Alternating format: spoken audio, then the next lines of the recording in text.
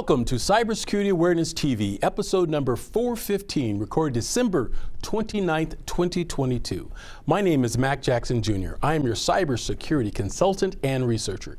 If this is the first time you have seen our show, I discuss cybersecurity awareness news, interviews, and tips that you could use to protect yourself from the fastest growing crimes of the 21st century. I would like to thank all of our viewers and listeners who've been part of our show for all these years here on Cybersecurity Awareness TV and here at the station WWDBTV.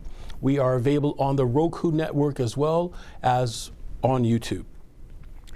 And I want to thank our listeners from around the world for being a part of our enterprise. You can find out more about my company and what we do here on Cybersecurity Awareness TV and my business as a cybersecurity consultant by going to my website at macjacksonjr.com. That's macjacksonjr.com. Folks, remember to share, like, subscribe, and hit that notification button in all of our social media applications, folks, where you can find information on cybersecurity awareness that you could use. Also, folks, if you'd like to support what we're doing, you can also find us on the Patreon channel, folks, at patreon.com/MacJacksonJr. Folks, we're finishing up the year of 2022, and this is a year in review, and there has been a tremendous amount of cybersecurity activity that we have covered here on our show here, Cybersecurity Awareness TV, over the year, and we want to recap for you in our last show for the year till we move into the new year. But folks, this year has been a doozy. So what we'll do in our first segment, we'll talk about the cybersecurity threats that we have discussed in 2022. And then we'll move to our second segment where we'll talk about our predictions, FBI predictions of scams and things that you should watch out for, crimes that hackers and fraudsters will continue to try to manipulate you to get your personal information and your data. And of course, our third segment, which we call our tips that we could utilize, we're going to do something different for this episode and for future episodes. In this particular segment, we're going to talk about business tips that can improve your productivity and your security, where I would have a guest come on in this segment where we'll talk about ways that they can add to a how-to-do list of things they can do to protect your business and give you some tips on business productivity as well. But in our first segment, folks, our round robin look back at 2022. Over the years, Cybersecurity Awareness TV has demonstrated the rise of cybercrimes and the need for businesses and individuals to stay alert of the types of cyber threat that has infected our homeland by these fraudsters and cyber hackers that are trying to get your personal information. Here at Cybersecurity TV, we have provided you news clips from around the world of these types of cyber threats and these stories of how hackers are trying to take your personal data and your personal information. We look at some of these stories back in the past of the last 12 months here on WWDBTV. And earlier this month, we discussed the dangers of the Apple Tag. Remember that, folks? We talked about earlier the year about the Apple AirTag and how that this little device by Apple was meant as a piece of technology to help you track your products. For example, especially traveling right now, your suitcases, you can put one of these Apple tags into your luggage and you could follow with your iPhone where your luggage is. So when you arrive to your destination, you want to make sure that your luggage arrives there with you as well. And having an Apple Tag device is a perfect type of technology for you. However, with all the good things, hackers and scammers and fraudsters will always try to look for ways to exploit technology. We have a story to show to you by Inside Edition that we talked about earlier this year of the threat of this new Apple Tag device. Take a look at this clip. This lady thinks that someone has been tracking her by putting an Apple AirTag on her car. She says she knows she's being followed because her iPhone has alerted her. But the problem is she can't find the device. And Lisa Guerrero reports she's terrified. Women across America are sounding the alarm. They're posting videos of the shocking moment they say they found Apple AirTag tracking devices secretly planted on their car. I was notified like 30 minutes ago that an AirTag was following me. Some find them hidden behind license plates. I found a little tracking device behind my license plate. Or inside bumpers. It's literally right here. AirTag. Bam. And even attached to the undercarriage. It's taped to my car. See, I'm playing the sound. of the AirTag that's taped to my car. In Atlanta, a body cam obtained by Inside Edition shows cops finding an AirTag in this woman's gas tank. I randomly got a notification to my phone saying something about how there is an air tag that doesn't belong to me that's been with me. Even cops weren't sure what to do next. This is my first instance of running into something like this, so I honestly don't even know how to go about trying to identify. Unbelievably, it's generally not illegal in Georgia and several other states to put a tracker on another person's car. How shocked were you to discover that you were being tracked? It scares me to death. I mean, I really feel helpless. This Atlanta woman says an AirTag followed her every move, from the mall to her house. How does she know? Because Apple created an iPhone safety feature that notifies users when it detects an unknown device following them. But where was it? She couldn't find the little AirTag, and she looked everywhere. She figured it had to be in her car. So we took her to an auto shop where a team of technicians combed the vehicle. Even they couldn't find it. A device this small could really fit anywhere. Absolutely. I mean, there are 1,000 places this could go. This Texas mom says she found an AirTag taped inside her duffel bag. I think they definitely would have hurt me. I don't think you do that for no reason. She says it tracked her every move from Texas to Maine before she got the Apple notification she was being tracked. It took 12, 13, 14, almost 14 hours for it to let me know this was happening. So what should you do if you find a tracking device? Private investigator Eric Eccles says don't go home. You'll just be revealing your address to the stalker. The first thing you should do is go to a police station. The thing that's going to happen is anybody who's tracking you is going to know that you went to the police station. So it's going to send a message to them that, hey, that's where you are. Apple says they take customer safety seriously, and they encourage users to contact law enforcement if they're at risk. They've also created an app. It's called Tracker Detect. That'll help Android users with this problem.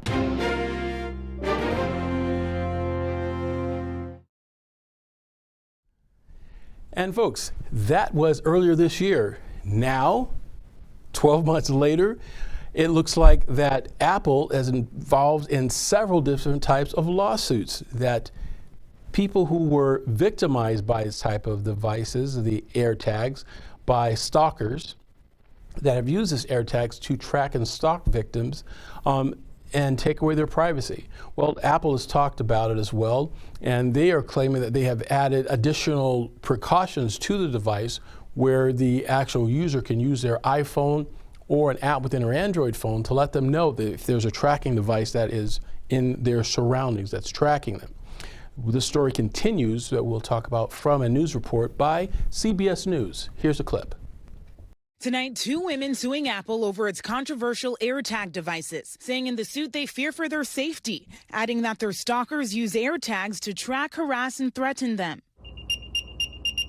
Arguing the AirTag design is defective because it doesn't perform as safely as an ordinary consumer would have expected it to. It alleges that the AirTag is defectively designed, but the AirTag works exactly the way it's supposed to. What's happening is that bad people are misusing the AirTag. The class action lawsuit says plaintiff Lauren Hughes' ex-boyfriend started stalking her last year, leaving threatening voicemails and notes at her door. Scared, she moved out of her apartment. Hughes sharing her story on Good Morning America. I was actually loading things into my vehicle at the time when I got the notification that an AirTag was moving with me. The lawsuit says she found an AirTag lodged in the well of her tire and says police told her they could only read the stalker as cease and desist. The plaintiffs aren't alone in their concerns. I was being informed that there has been an AirTag that has been following me since 5 o'clock. Kimberly Scroob told Top Story she got an AirTag alert in January. My phone told me that there had been an AirTag that had been following me. But she couldn't find it and said police wouldn't take a report. It's just scary. The lawsuit says Apple AirTags are the weapons of choice for abusers and stalkers because they're more accurate than other tracking devices, easy to use with other Apple devices, and they're cheap, just $29. $49. Check your belongings, check your surroundings. It was the scariest moment ever. Earlier this year, model Brooks Nader made this Instagram post saying she believes someone put an air tag into her jacket at a restaurant bar. NBC News hasn't been able to confirm Nader's account. Can Apple be held liable if someone chooses to use its product for a criminal action? Apple likely can't be held liable because bad actors use this product in a bad way, especially because it appears Apple has taken a lot of steps to notify people when there's an AirTag traveling with them. When reached out for comment, Apple directed us to a statement released in February that said, in part, "We condemn in the strongest possible terms any malicious use of our products." The company also said it made AirTag updates, including privacy warnings, unwanted tracking alerts, and the ability to locate an AirTag if there is unwanted tracking. All right, Nyla Charles joins us now from Los Angeles. So, Nyla, as you mentioned in the piece there are other tracking devices out there, but it applies to AirTags being questioned here, the lawsuit. Is it the popularity, or is it that the tracking abilities there are in question? It's both, Tom. AirTags are so accurate because they use Bluetooth technology to send a signal to Apple devices for a location. Think of it like a cell phone, but instead of pinging a cell tower for a location, it pings Apple devices. Apple says the entire process is anonymous and encrypted. Nearly 49% of people in the country have iPhones, so it's the popularity that makes the tracking technology so strong. Tom? Folks, bad actions used with technology by stalkers to stalk individuals certain concern. Apple's increased their alerts on their devices and phones to provide more of an alert system for individuals who think they may have this type of AirTag on their person. Now again, this AirTag device could be on their person, it could be installed in their car, and that's pretty intimidating, concerning there, folks. If you have one of these AirTags in your car somewhere that you can't see, and it's letting anyone from around the world know where you are traveling. Our next story takes us to back to February of this year. This is when the Ukrainian and Russian war started. And what happened with this, folks, is that the Russians hacked into the Ukrainian government, but also the Ukrainian allies as well, and used disinformation and all kinds of different attacks to shut down their particular autonomy. In this clip, we will take a look at how the Russians did this and how it affected Western governments. And this is also done by the Director of Homeland Security and Cybersecurity, Kurt Kurbis, will discuss the threats of cyber attacks from Russia. Here's a story from CBS News. There are new warnings today of destructive Russian malware targeting organizations in Ukraine. Experts say that country has long served as a testing ground for Russian cyber attacks. But since Russia invaded, the battle in the cyber realm has not matched the intensity of the fighting on the ground. Now, that has been very surprising to some of Ukraine's allies. Chris Krebs is CBS News cybersecurity expert and analyst. He's also former head of the cybersecurity for the Department of Homeland Security. That's probably why you recognize him, because he was on TV a lot back in the day. Chris Krebs, it's really good to see you this morning. You know, people thought there would be this massive cybersecurity attack. It has not happened yet. Why do you think that's the case? Well, good morning, and thanks for having me on. Yeah, I think the folks I've talked to, my own opinion, it is somewhat surprising that we did not see more activity in the preparatory stages of the Russian invasion. And that's frankly where cyber attacks are most useful. It's in the gray zone. It's before you have actual kinetic troops on the ground. In part, it may have been, and this is the opinion of others, and I tend to share it, is that the Russian strategy was based on speed, and they depended on Ukrainians to surrender. And so attacking infrastructure, bringing it down, and then having to rebuild it would not have been in the strategic interest of the Russians. And so, you know, perhaps they miscalculated here. But what it has allowed is, given the fact that the telecommunications networks are up, the Ukrainians have been able to really own the information space, and they own the narratives. The iconic images of the last 4 or 5 days all belong to the Ukrainians, and certainly not the Russians. Chris, can you talk about what the Russians are capable of when it comes to cyber attacks and the damage that could cause and would cause? Well, the Russians are very capable. They've launched a number of attacks in Ukraine previously, 2015 and 2016.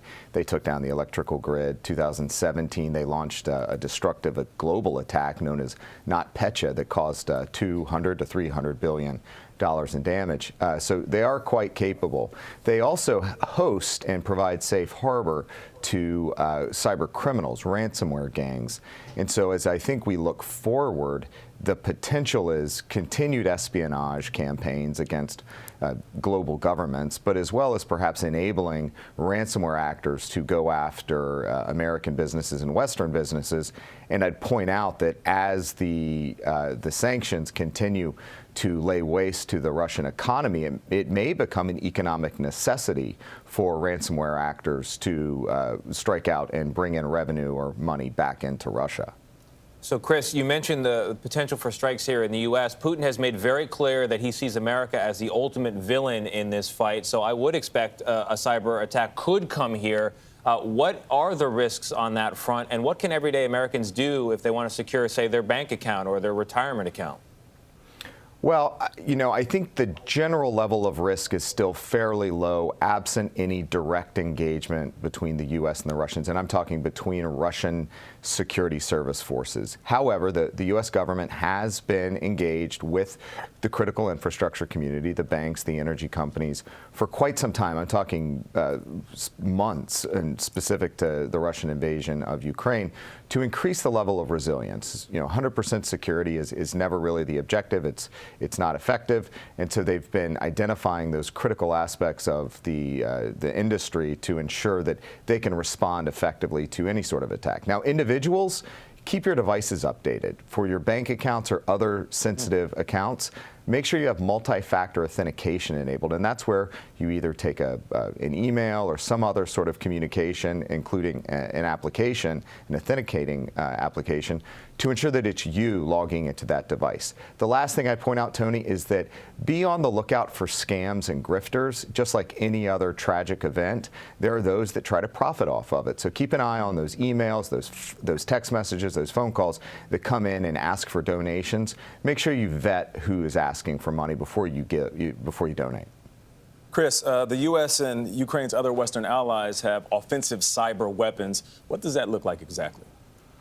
Well, the U.S. and a number of our European allies are as good, if not better, than anyone else out there. So I think what you would be seeing probably right now is activities to ensure that the Russians cannot launch offensive cyber action. So it's more playing offense for better defense. So going after their servers and command and control infrastructure, as it's known, to ensure that they can't launch anything here, kind of putting sand in their gears to make it harder to operate. Also looking at some of the disinformation operations that the Russians may be using to launder their narratives and push their propaganda, to make sure that those don't get out of Russia and taint the airwaves.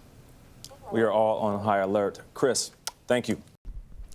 Our next story during the year of 2022 takes us back to Valentine's Day and during the time in February where there was a lot of romance apps that were out. And I did a lot of news clips and did some stories for our local news and national news regarding these type of fake promises by scammers online, on online apps, trying to get vulnerable people online to get their information or to get them to pay for financial gain. It's been really alarming to see some of these fake apps that are on these dating sites, as well as people trying to get individuals to buy into the cryptocurrency investment.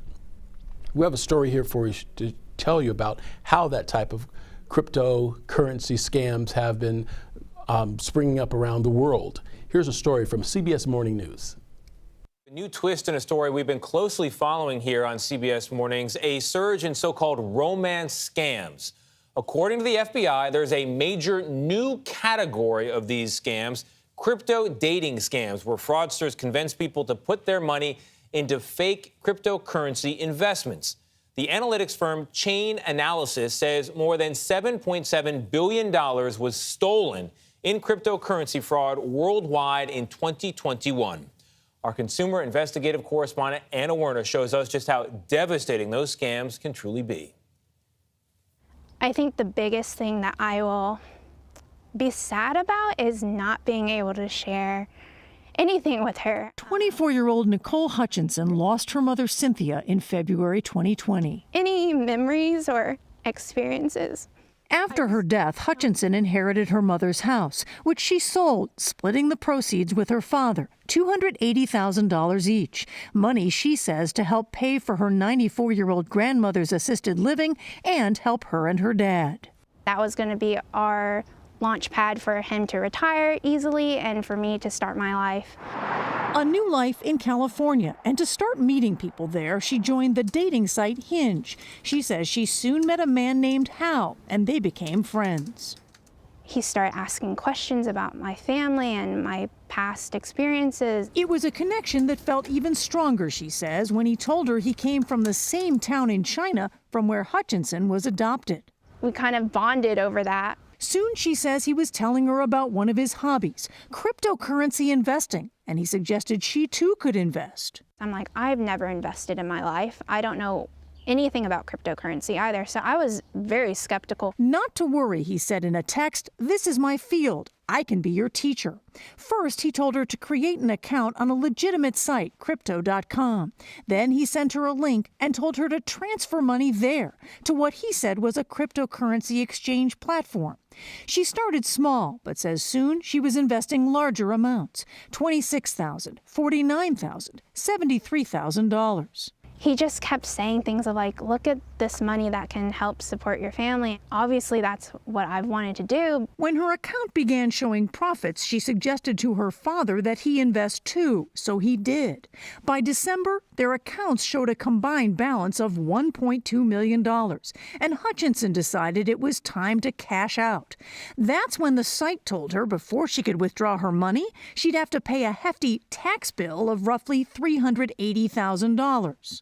That's when I was like, something's not right. It wasn't. The cryptocurrency investments weren't real. All her and her father's funds had gone into the scammers' pockets. In all, $390,000 stolen. I messed up my life. I messed up my dad's life. She told me that it was all a scam. Hutchinson's father, Melvin. And all I could do was just hug her and tell her, it's okay. It's okay. And it was hard. It was hard because we lost everything. They're not alone. A new report finds just in 2021, cryptocurrency scam victims lost more than $7.7 billion. Anybody that's really trying hard to get you to invest in cryptocurrencies has a motive. Rich Sanders investigates cryptocurrency scams as co-founder of company Cyberblade. We asked him to look at Nicole Hutchinson's transactions to see how she was scammed. This does seem to be what's commonly referred to as a pig butchering scam. That's right. It's called a pig butchering scam, where scammers patiently work their victims before moving in for the kill. The name really comes from the fattening up before the slaughter. In Hutchinson's case, he found her money started in those legitimate cryptocurrency accounts. But the links the crooks told her to transfer the money to were actually digital wallets belonging to the scammers. And his firm traced other money going to those fake addresses too, likely, he says, from other victims. It is easily a 10+ million figure amount. So you're saying conservatively, they've scammed at least $10 million in your estimation? Absolutely. Money, he says, likely went to an organized ring of scammers operating out of Asia who prey on inexperienced victims. I think he really played off that I was naive and not knowing anything about crypto and taking that and running with it. Hutchinson and her father are now living in his RV. I just hope others don't have to fall for it. So if me sharing the story helps that, then I'm so grateful. As for the scammer, her father says, I hope that there is some justice in life and he reaps his. We don't know who the scammer or scammers were, of course, and that legitimate site Crypto.com warns consumers to take steps to try to be sure that any accounts they're moving money into are legitimate. Now, the company says it takes a proactive approach to threats and immediately takes down any wallets online linked to a scam. That dating site Hinge also told us it takes fraud very seriously and has trained content moderators out looking for this sort of stuff. But, Nate, it's really consumer beware. You have to be very careful. Anna, I don't know everything about crypto, but I do know that money can disappear and it can be lost forever. Is there a chance for her and her father to get their money back? It's not looking very hopeful for them to get any of that money back. She has reported this to the police. She even hired a private detective to look into it. But what the experts will tell you is that typically once the money is out of your control and into the scammer's control, it's gone. In fact, when we had the experts look at her transactions, they actually looked at associated transactions as well. And they think tied to these scammers, literally they found over $20 million lost. Mind-blowing. Anna, thank you so much. This is a valuable story because crypto is so hot right now, and everybody wants to get involved because they have a fear of missing out. They think, I don't want to be left behind for something that seems so lucrative. But you could see where she would fall for it because you see in your balance, it's growing.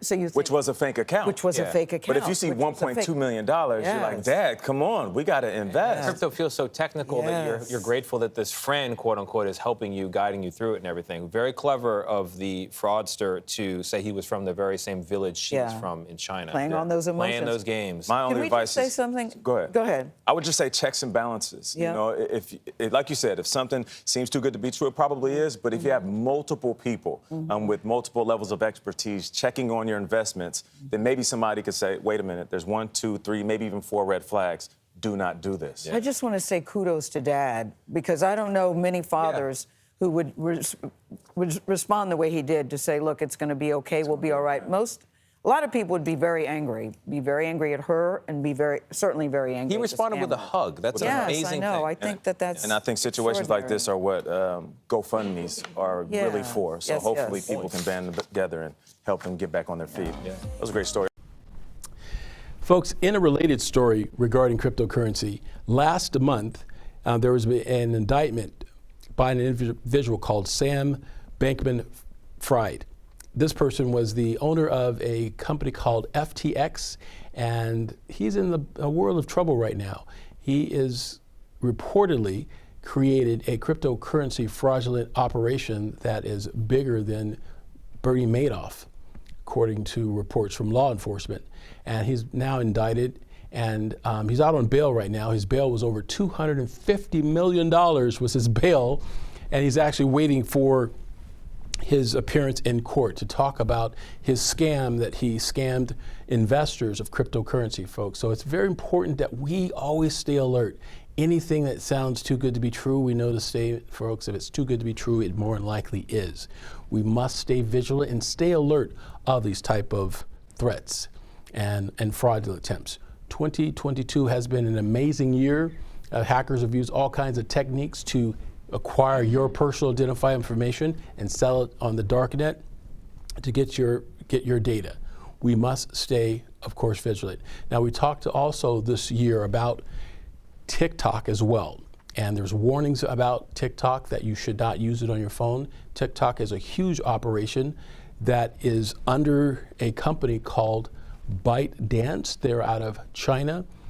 This company is huge in its social media reach, over 400 million, and going for 1 billion different people are using this TikTok app, folks. It seems harmless in its creation, but folks, this app is actually being cited as malware according to law enforcement here in the FBI, that this app shouldn't be used by individuals in the States.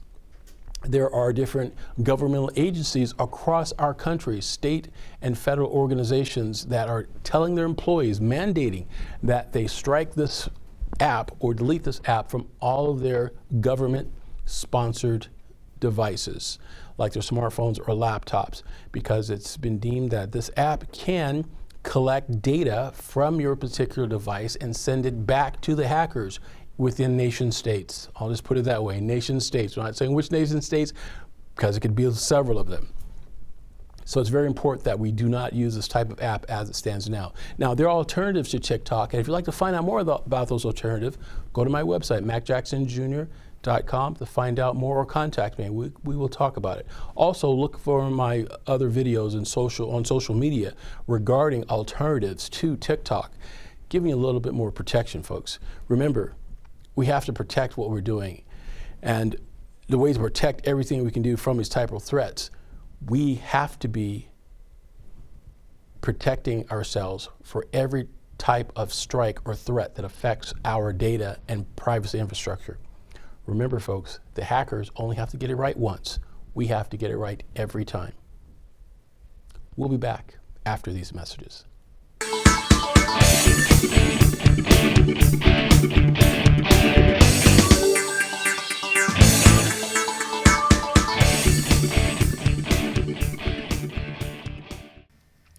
Hello, folks. This is Mac Jackson Jr. from Vanderson Cyber Group. The problem with businesses today is that they are affected by cyber attacks from around the world, but companies are not sure of what to do. Normally, they are reactive instead of proactive.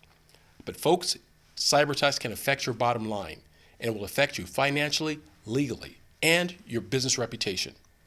Here at Vanderson Cyber Group, we can help you develop a policy by training your employees on what to do if they are involved in a cyber attack and how to mitigate it and fight against it. Folks, we call it here #StayCyberWoke. And that's Vanderson Cyber Group here in Las Vegas and around the world. You can reach me, folks, at VandersonCyberGroup.com or my website, MacJacksonJr.com as well. Here locally, 702-868-0808. Give us a call today, folks. We must fight back.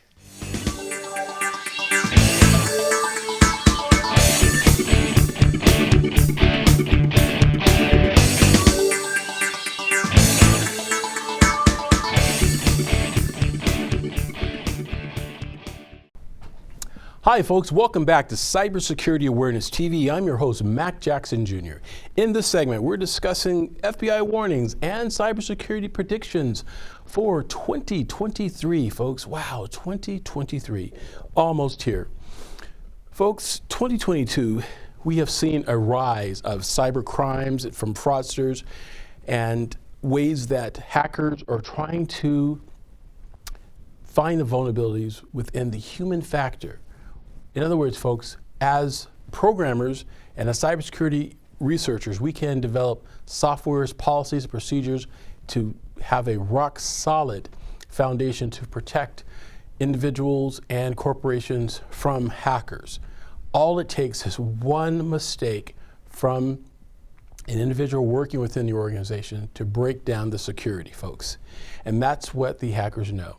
It's harder for them to write code to break the firewall within an organization, but it's much easier to have an individual compromised, and by doing it through social engineering and all other types of steps that hackers use in their toolbox to get their data. One of the biggest warnings that we've had for businesses and consumers within 2023 coming is deepfake technology, where AI technology can be used to leak personal data information by using videos that can be used to present disinformation. It looks like you have an avatar that perceived to be an individual stating a certain fact, but the actual reality of that is the individual never stated it at all. It's all computer generated. Now, in the future, you may not be able to tell the difference between the two. There used to be a saying when I was a kid, is it live or is it Memorex? Those of you remember that, okay? We used to say that back in the day, but in the future, folks, 2023, they're stating that this technology will become available not just for corporations, but for individuals as well, using AI by criminals to be able to bring out disinformation. And this can be used to commit fraud and endanger the reputations of individuals. I have a story to show you, an example of this future from Bloomberg News. Here's a clip. We're entering an era in which our enemies can make it look like anyone is saying anything at any point in time. Jordan Peele created this fake video of President Obama to demonstrate how easy it is to put words in someone else's mouth. Moving forward, we need to be more vigilant with what we trust from the internet. Not everyone bought it, but the technology behind such frauds is rapidly improving, even as worries increase about their potential for harm. This is your Bloomberg Quick Take on deepfakes. Deepfakes, or realistic-looking fake videos and audio, gained popularity as a means of adding famous actresses into porn scenes. Despite bans on major websites, they remain easy to make and find. They're named for the deep learning artificial intelligence algorithms that make them possible. Input real audio or video of a specific person, the more the better, and the software tries to recognize patterns in speech and movement. Introduce a new element like someone else's face or voice, and a deepfake is born. It's actually extremely easy to make one of these things. There were just some supposed, breakthroughs from academic researchers who work with this particular kind of machine learning in the past few weeks, which would drastically reduce the amount of video you need actually to create one of these. Programs like FakeApp, the most popular and widely available for making deep fakes, need dozens of hours of human assistance to create a video that looks like this, rather than this. In August, researchers at Carnegie Mellon revealed software that accurately rendered not just facial features, but changing weather patterns and flowers in bloom. This advance is not yet available to the public. But with increasing capability comes increasing concern. This is kind of fake news on steroids, potentially. We do not know of a case yet where someone has tried to use this to perpetrate a kind of fraud or an information warfare campaign, or for that matter, to really damage someone's reputation.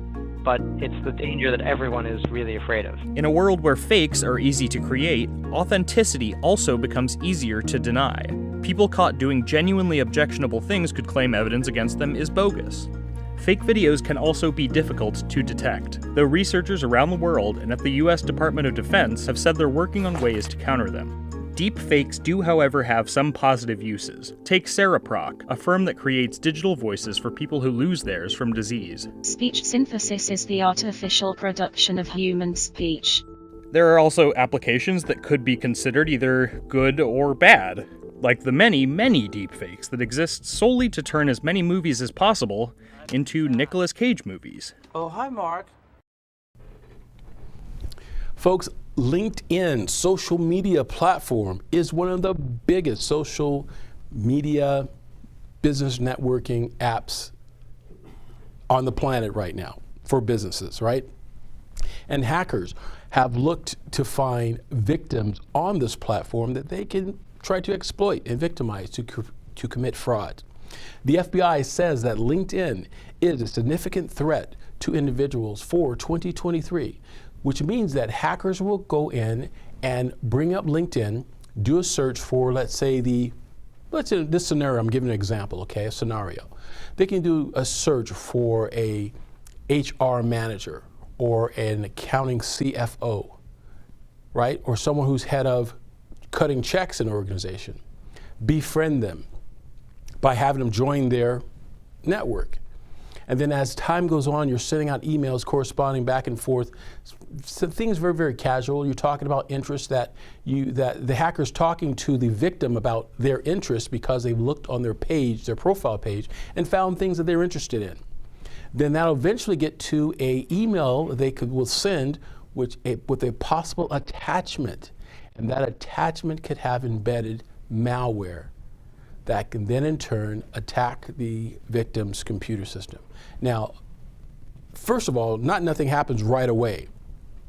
The hacker will still take their time. Remember, folks, it's a campaign. It's not just an incident. A lot of companies don't even know they were hacked, sometimes 6 to 4 years after the malware infection started. Once they gain access, they can do things like spoof emails, get wires to be transferred to fake organizations. But we need this platform, TikTok. So what's the moral of the story, folks? Have your employees trained the right way so they understand exactly how to use these particular forums and what information they should and should not have on these types of social media. I have a story to really emphasize this. Our next clip comes from NBC News. Check this out. Well, it is the largest platform in the world to find a job, make a business connection, or hear about career opportunities. LinkedIn has some 830 million members. Among them, authorities say, are sophisticated criminals who make up fake profiles and target victims with investment schemes. In a CNBC exclusive, Yasmin Quorum investigates the link to fraud. How big of a threat is this on LinkedIn?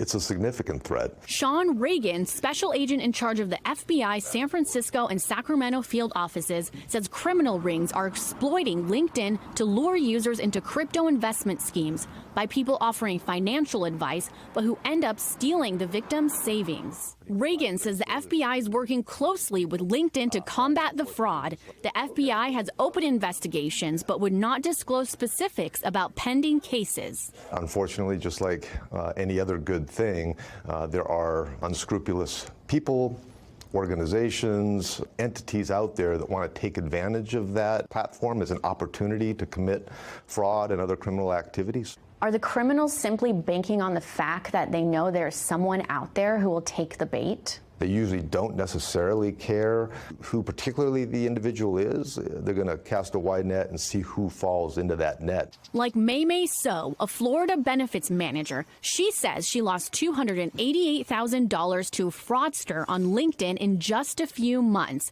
It all started with a routine request to connect with another LinkedIn professional. I never think that would happen on LinkedIn at all. Until she says that connection, which she believed to be a friend offering solid financial advice, convinced her to buy Bitcoin, using first a real investment platform and then eventually moving all her funds to a site controlled by the fraudster. I'm sorry. Because the money that I save, every single dollar, I earned that with my own pain and hard working. It hurts. The company acknowledges there's been a recent increase in fraud, saying we enforce our policies, which are very clear. Fraudulent activity, including financial scams, are not allowed on LinkedIn. We work every day to keep our members safe against fake accounts, false information, and suspected fraud. That's small comfort to other victims. I lost $700K. I lost 1.6 million. I lost 1.3 million. Mine was 189,000. Mine is 300,000. We were allowed to join this group of victims defrauded on LinkedIn that meets regularly over Zoom for emotional support. Why do you all want to remain anonymous? The business image I have in the community, and I just don't want this shared. People kind of judge you, right? Like, oh, how come you're so stupid? What's your message to these victims? I would say to the victims that it's not their fault that they were victimized. It's the perpetrator's fault. It's the criminal's fault. And they spend their nights and days thinking about ways to victimize and defraud people. Vicki, LinkedIn's top privacy and security executive did tell me that the company took down around 32 million fake accounts in 2021 alone, and that the company's automated systems usually catch around 99% of scams and spam. Now, as for May So, a reversal in fortune. Just this week, she landed her dream job, and she found it on LinkedIn. Well, that is good news, but my goodness, she lost almost $300,000. Those other folks that you talked to, there is this stigma, this embarrassment, but I'm glad they went on to speak about those incredible losses. This is a really eye-opening investigation. Talk to us about what the authorities are saying in terms of where these fraudsters are operating from, and frankly, how likely is it that they will face any consequences? Right. So the Global Anti-Scam Organization tells me that it's traced many of these fraudsters to boiler rooms in Southeast Asia. Although the FBI confirms these criminals operate all around the world and they have active investigations into cases. I also spoke to several victims who have turned into scam baiters now, Vicki, and they're working with law enforcement to expose the people behind this crime. Well, that's good to know. Yasmin, before I let you go, one very quick question. Are there certain signs, things people should look for, like if an offer sounds too good to be true, an investment, a job, what can they do to protect themselves? Right. We spoke to LinkedIn about this. They told us that, if somebody asks you to step off of the platform and talk to them on another messaging app, that's a red flag. Also investing, talking about crypto, that kind of stuff, that's always a red flag. You, at the end of the day, shouldn't really open your wallet up to somebody you haven't met in person and haven't kind of cross-referenced to make sure that it is a real person behind the screen on the other side. That's key. Yasmin Karam, thank you so much for that investigation. We appreciate it. Folks, our mission statement here at Cybersecurity Awareness TV and for my company, Vanderson Cyber Group, is to enforce that companies and businesses, individuals as well, need to be educated with cybersecurity awareness. And this will be our best defense to help fight against these types of cyber crimes. Folks, these criminals are always trying to find exploit ways to scam you and get information from you.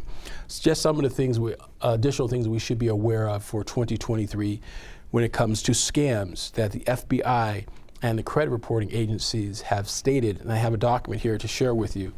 One of the biggest things going on right now is suggesting that individuals be careful of the student loan forgiveness scams.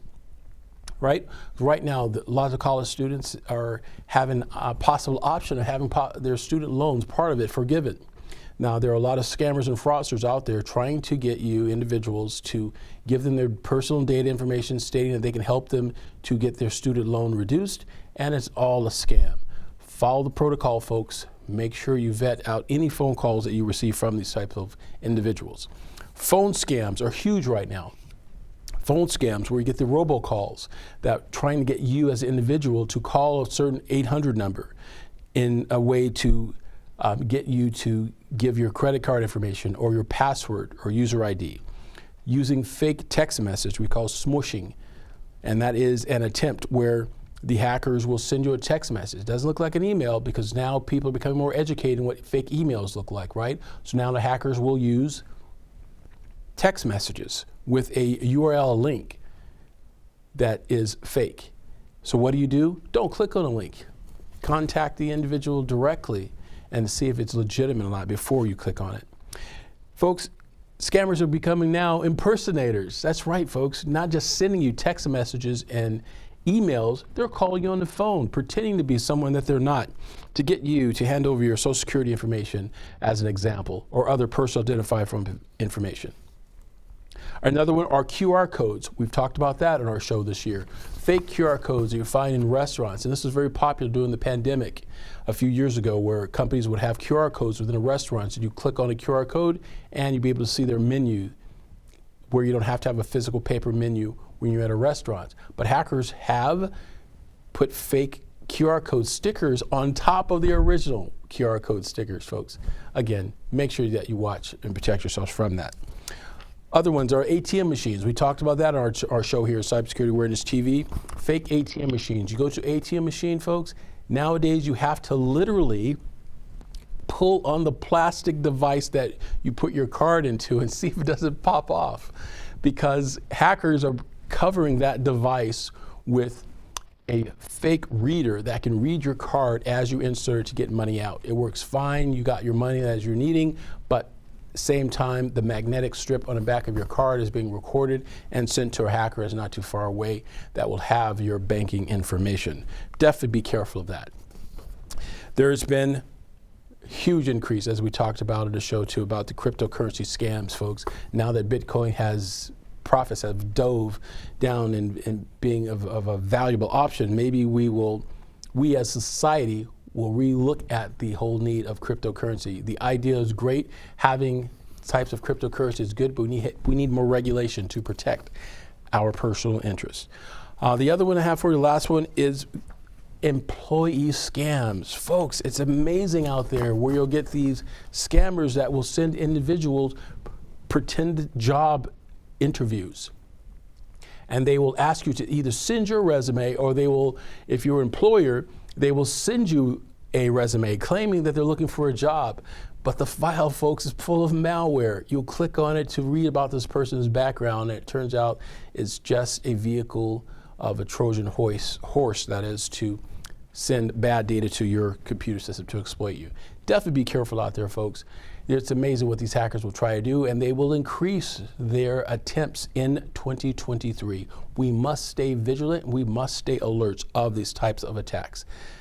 Folks, hashtag stay cyber alert. We'll be back after these messages. Hi, I'm Judy Mario.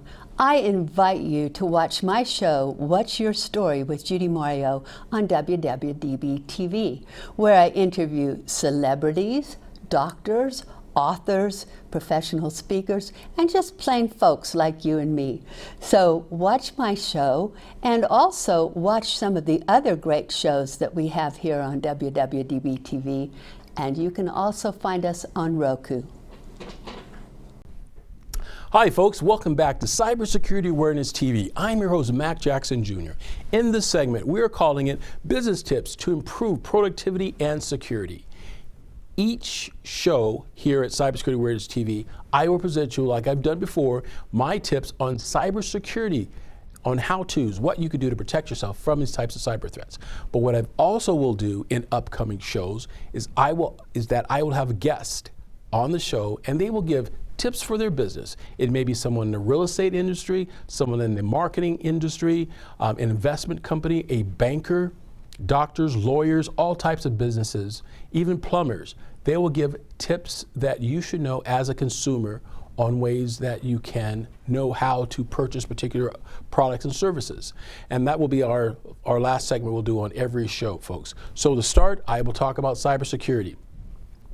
This year, folks, has been a very, very interesting year, and we've seen the cyber threat double, if not triple. It's predicted by researchers such as myself that the cybersecurity threat will increase next year and the years after that. However, there is a growing need of individuals that are becoming more and more aware of this type of cyber threat and are taking steps to protect their infrastructure and their operations from these types of threats. It is important, folks, that we do some simple things to get started, but there are some things that we must continue to follow through with. And that is the passwords. I mention that every week, folks. Passwords. You make sure that you have a password that is strong, that is easy for you to remember, but harder for your hacker to remember, right? And a way to do that is use the password management system.